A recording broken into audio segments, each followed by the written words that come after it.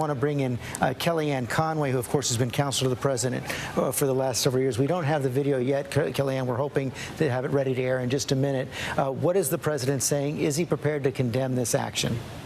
Sure. I've watched the video, George. Thanks for having me on. The president tells them to go home and go in peace. He tells them he understands that they think that the election has been stolen, but there shouldn't be violence, to go home and to go in peace. And basically, he's telling the Capitol, telling people at the Capitol what frankly was my message to him over an hour ago, which is tell them to get out and go home. And these are not peaceful protests. And I want to tell everyone, particularly people who support President Trump, if you condemn looting and rioting this summer, and many of us did, you need to condemn it now.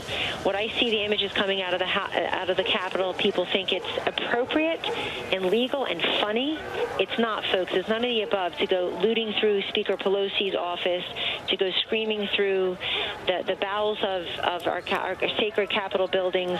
And I'm telling you, these are extremists, and in many cases, they look like anarchists rather than people who are peacefully protesting. But Kellyanne, and I think they give a bad look weren't these people to the incited president's by legacy, and also the 74 million people who voted for him. That's perhaps, not the base. but weren't That's they incited by the president himself? He was speaking to that group just hours ago, around 11 o'clock this morning. He was calling on Twitter for people to come out to these protests in Washington, D.C., saying they're going to be wild.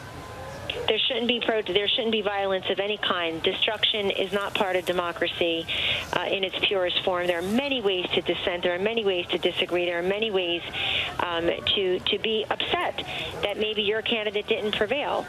Look, I was in Georgia on Sunday and Monday. I talked about the two Senate candidates, but you had a lot of people there talking about the presidential election still. And I've been in touch with the mayor's office, Mayor Bowser. I'm glad that the president has authorized the National Guard to go. I think that's very helpful. I know that she's got a curfew going on. That will be helpful. But this is a moment for all of us to come together. And George, I have to tell you, I hope these calls for unity are real. And I've thrown my hat into that ring as well. This, as I said about 4 years ago, that we are a country where the peaceful transition of power is incredibly important, and it's owed to each and every one of us as Americans. And I absolutely expect and hope that will take place. I'd also just like to say that when the president tells people go home and go in peace, he is directing them to leave the Capitol building now, and they ought to do it. And we do have the video right now. So, Kellyanne, thanks very much for your time. I appreciate that.